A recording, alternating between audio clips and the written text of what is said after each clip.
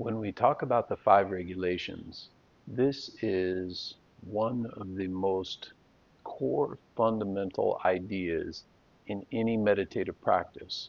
Whether you're doing sitting meditation, standing meditation, a movement practice through Tai Chi, Qigong, yoga, whatever it is, these are some of the fundamental ideas that will help you deepen your practice.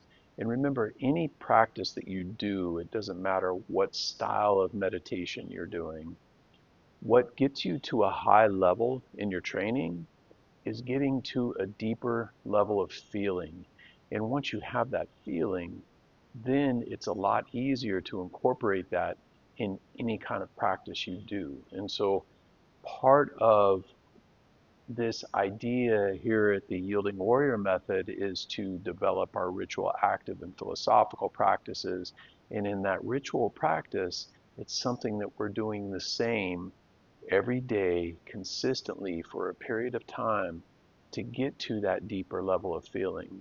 And once you have experienced that, whether it be through a sitting posture, a standing posture, or through movement practices, you can use that awareness and that state that you achieve in anything else you do within the meditative or physical arts for that matter.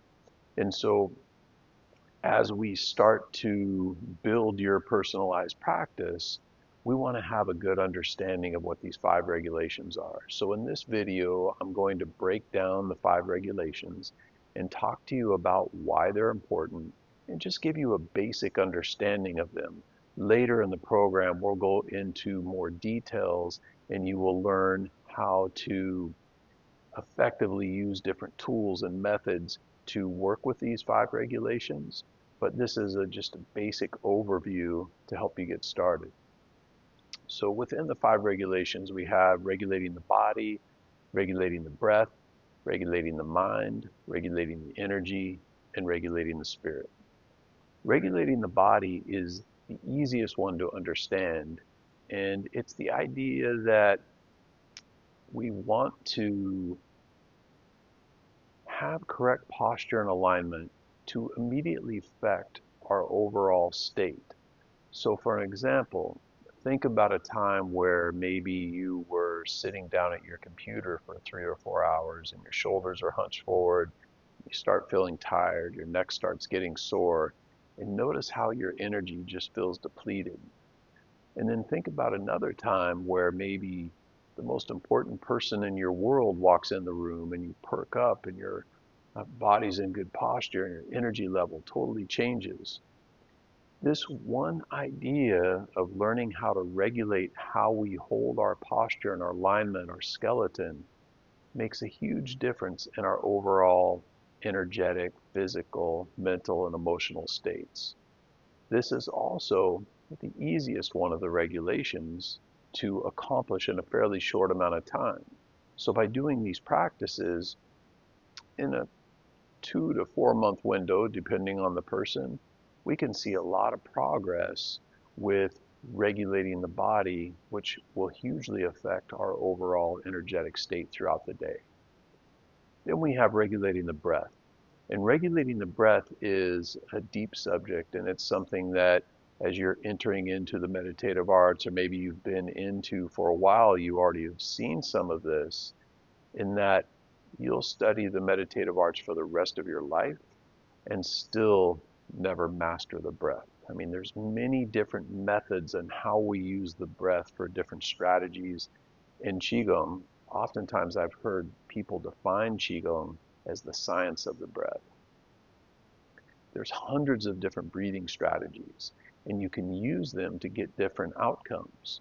An example would be if you're feeling depleted and you want to use the breath to help energize you, or maybe you're starting to get agitated or stressed and feel maybe anxiety coming on. We can use more of the yin side of the breath to help bring us back down. And so we've kind of broadly categorized these different breathing strategies into yin methods and yang methods. Yin methods are often deeper, more holistic style of meditations. An example of the yin breath would be, Think about if you ever listen to somebody sleep. Their natural breathing pattern is a longer inhale and a shorter exhale. And this is the body's natural way of bringing your conscious mind into your subconscious mind, which is where we are when we're sleeping and dreaming. So if we want to emulate that style of breathing, we can do longer inhales, soft retentions at the end of the inhale, and shorter exhales. And this will help bring that energy towards the center line, which is very calming and relaxing. It's good for focus. It's good for bringing stress levels down.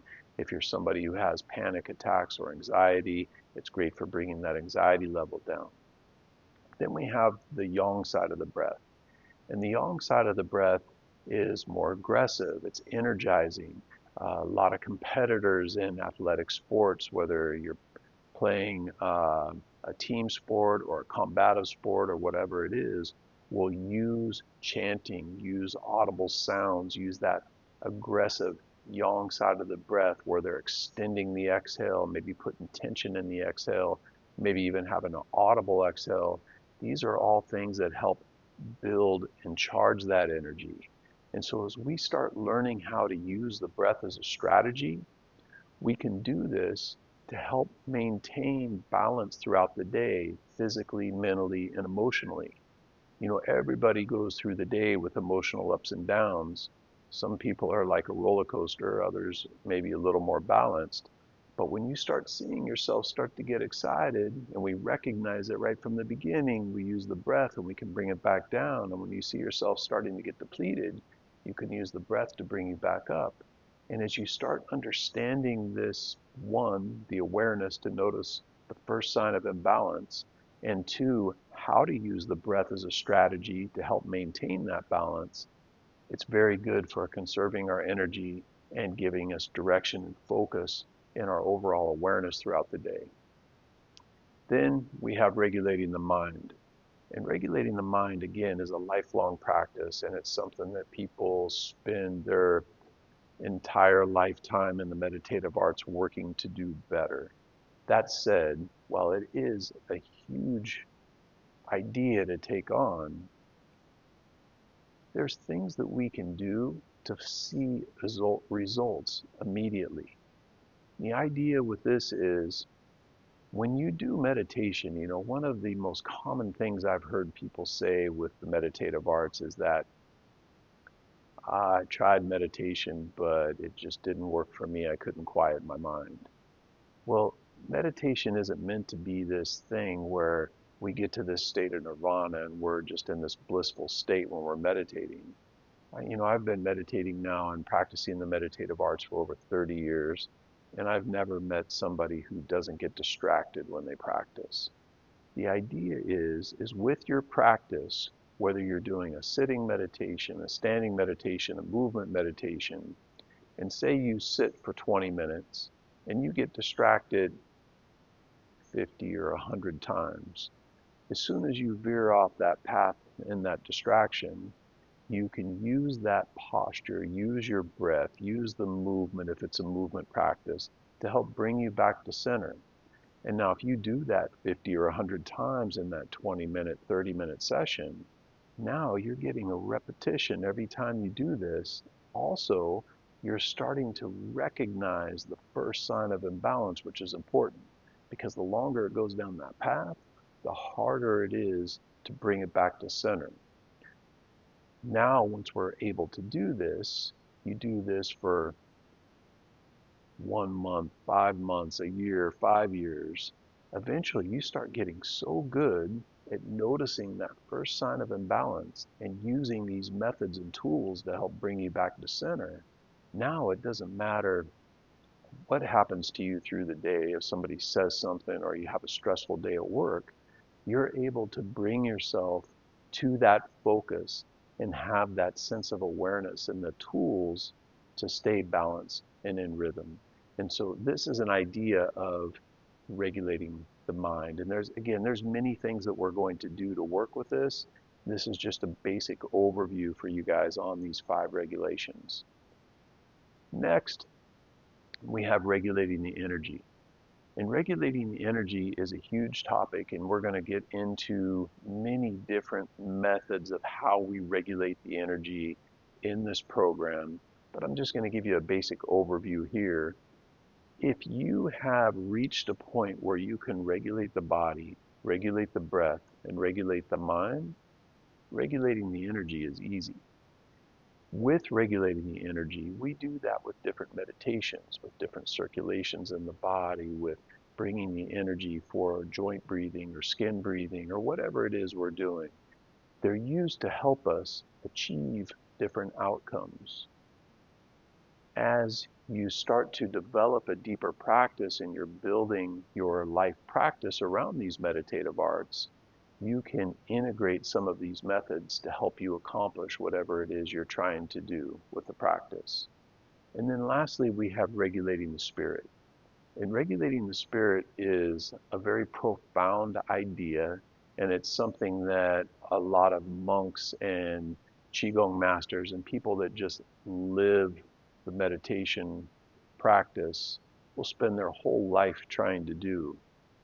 I've been studying the meditative arts for 36 years now, and I've traveled around the world many times and trained with many different people, and I've never once met anybody who I would say is fully enlightened, which is the ultimate idea with regulating the spirit. Now, that said, we've probably all experienced moments in our life where we've had little glimpses of this. For example, maybe you're you just feel very in tune, or maybe if you're in athletics, you've had that flow state where everything else is away and just feels like it's perfectly meant for you to make the shot or whatever it is that you're doing.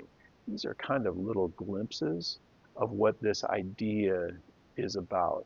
Now, while we may never reach that state in our practice, that's kind of the evolution through the five regulations. So once you have that idea, now when we're cultivating a practice and building a strategy with our ritual, active, and philosophical methods, we know kind of what these foundational principles are, and we can use them to help escalate our learning curve and get us to a higher level of training within our meditative practice.